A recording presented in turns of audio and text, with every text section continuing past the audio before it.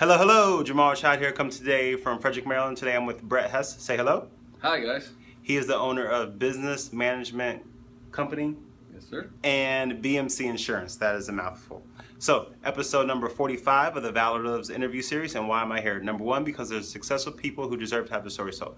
Number two, there's people who need to hear successful stories so they could be inspired. And number three, to let you know you could go out there with a camera phone and a selfie stick and impact your community in a positive way. So, just like always, no interviews over 10 minutes long, raw, uncut.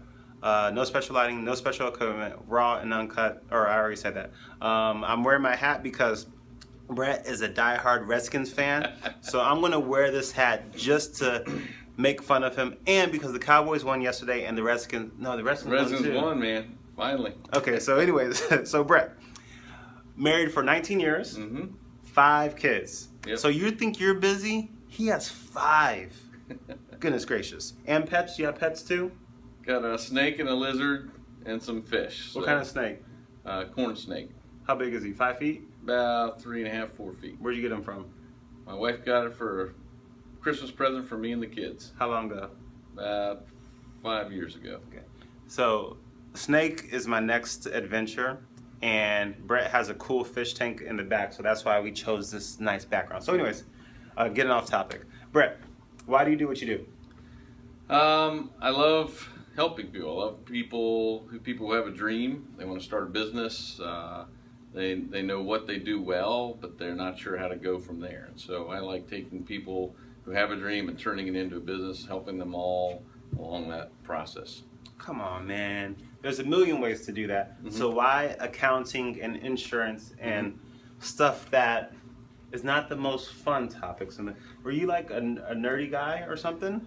You know, I'm definitely not your typical nerdy guy accountant. Okay. You know, and that's a great question because it is kind of the pat answer that everybody says, I want to help people business. But really, as an accountant, I mean, you're starting with someone who says, you know, I know how to fix cars and I know how to fix them really well, but I have no clue what to do when I start a business. Right. And so, you know, we're helping them get an LLC set up. We are helping them understand basic, you know, bookkeeping and how to do that, what kind of insurance coverage they need, you know, what type of entity they should be from a tax perspective and a legal perspective.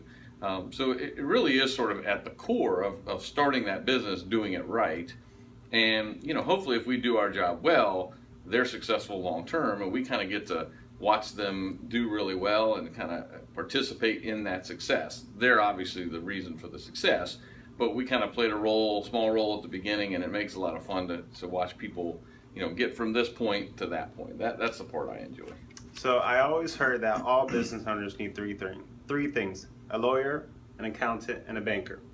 So what would you say to anybody who considers themselves a serious business person and does not have at least, well, maybe not all 3 of those things, but does not have that foundation? You know, I think my dad always had a saying. My dad started this company 35 years ago, and he says, you do what you do well or you wouldn't do it, and we do what we do well. And you need to put those pieces together to succeed in business. Most people fail because they fail to recognize their weaknesses and bring people in or bring companies in to help them in those areas.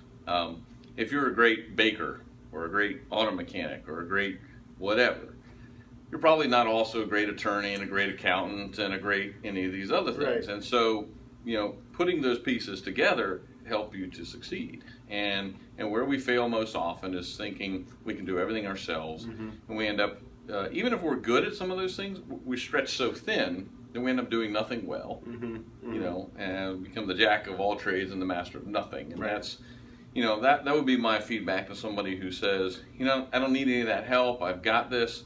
That might work when you're really small and really part-time, but if you get too far in the process, it can be really hard to backtrack and sort of redo things. So getting that help early on tends to lead to success. All right. So what has been the proudest moment of your career? Proudest moment of my career would be, honestly, you know, taking this business over from my father. He died of pancreatic cancer in 2009. In about 2004, we had sort of started migrating the business, but he built a great business with a great reputation. And so, you know, stepping into those shoes was, it was a little intimidating to you know, I knew I had confidence that I could do the job, but I wasn't sure I could do it as well as he had done it.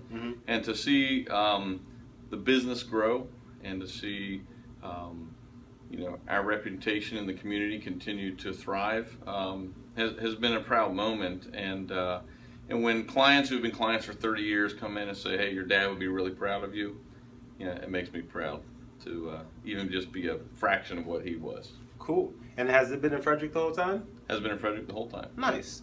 So what has been one of the lowest moments of your career? Lowest moments of my career? That's a great question. We tend to not focus on the low moments of our career. Sure. But there certainly have been some.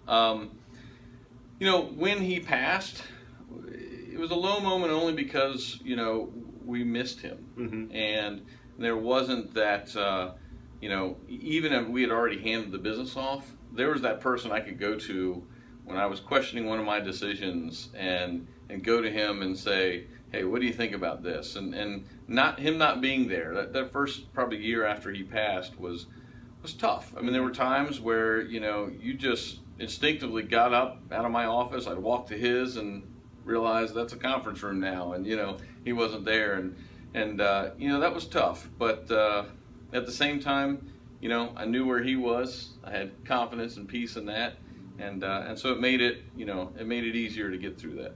So your 5 kids, are any of them going to be taking over the business one day? Maybe, hopefully. We'll see. At this point, they all think it sounds really boring, and so yeah. How old are they? My oldest is 17. They're 17, 14, 12, 9, and 1. 1. I have a 1-year-old. Yeah. We took a little break and then weren't seeing enough to have added a 5th one. So. Okay. So they think it's boring. It sounds boring to them. Yes. Okay. All right. So where do you see yourself in 5 years? Where do I see myself? I see myself still running this company and growing this company in the Frederick community. But I hope to sort of, expand into some different areas that we've talked about, expanding the business and the payroll side into some of the HR type things. But maybe more importantly, I'd like to get in. There are some community things that I'm involved in. It's always a challenge to fully dive into those things, and I do. But there's some other things I'm passionate about that I'd like to, find some time to get involved in. Okay. So you talk a lot.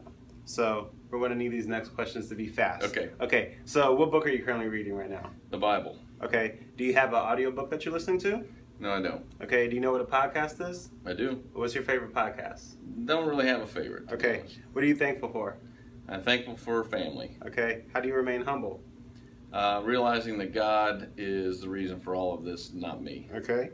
Do you have a morning routine, something you do every morning to get your day started successfully? Well, other than shower and brushing teeth, okay. I sit down and read my Bible every morning. I spend time in prayer, and a couple days a week, a few of us get together and we pray here just to start our day off right. Nice. I like that. That's cool, man. Do you have a daily habit where if you don't do it, your day doesn't feel successful? For some people, it's a smoothie. Some people, it is praying. Some people, it's meditating. Some people, it's gym. It definitely is the time in the Bible and the prayer. I find if I get out of that habit, it changes my perspective for the day. Okay. Starting the day that way puts everything in focus. Alrighty. So you have, so last question. Dream place to visit or to live if you were ever to leave Frederick? Probably will never leave Frederick because I love it here, but if I could go somewhere, been out to California, been to the coast, and it's a beautiful place out there. I'd love to live there at least for a while. All right. So how do you want people to get in contact with you or your company? All right. Well, you can reach us at online at bmcaccounting.com, or you can call here at the office at 301-698-0795. All right, so we got time for one more question. Yep. I said that like 2 questions ago, but anyways.